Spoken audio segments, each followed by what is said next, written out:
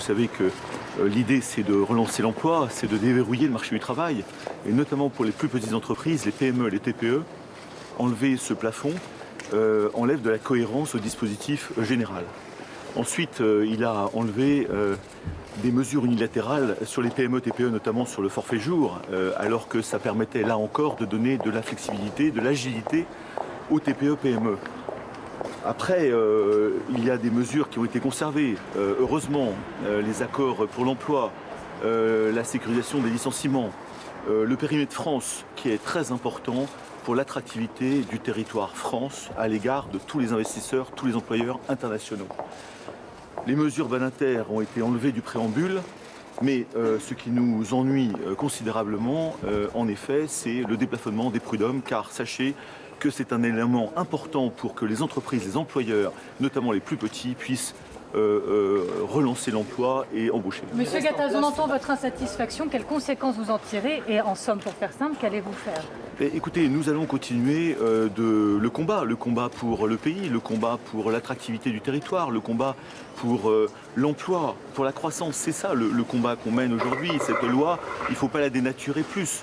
Je dirais que nous sommes déçus par rapport, bien évidemment, à ce déplafonnement des prud'hommes, qui est un élément clé.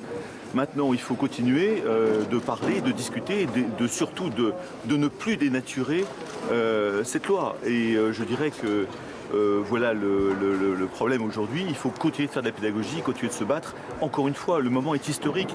Je rappelle que j'espère que les réformistes de gauche et de droite, les élus, prendront leurs responsabilités. Encore une fois, les patriotes reprendront leurs responsabilités pour surtout pas continuer d'édulcorer ce texte, sachant que nos voisins européens ont procédé à des réformes importantes sur leur loi du travail, les Espagnols, les Italiens récemment, les Anglais, les Allemands il y a plus longtemps, avec des résultats tangibles sur l'emploi.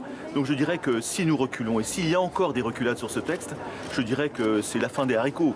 Je ne sais pas ce qu'on attendra et je ne voudrais surtout pas que ce soit la victoire des corporatismes, des immobilismes, des luttes partisanes, politiciennes qui l'emportent sur les forces, qu'elles soient de gauche ou de droite, de la réforme absolument fondamentale pour le pays. Alors maintenant, nous allons attendre le détail du texte, puisque vous savez qu'en matière sociale, le diable est dans les détails. Ce texte, nous le connaîtrons plus précisément demain soir. J'espère qu'il n'y aura pas d'autres mauvaises surprises.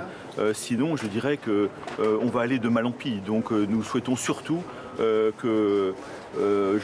préserver l'intégrité et surtout revenir avec le combat de remettre un plafonnement au prud'homme. C'est fondamental.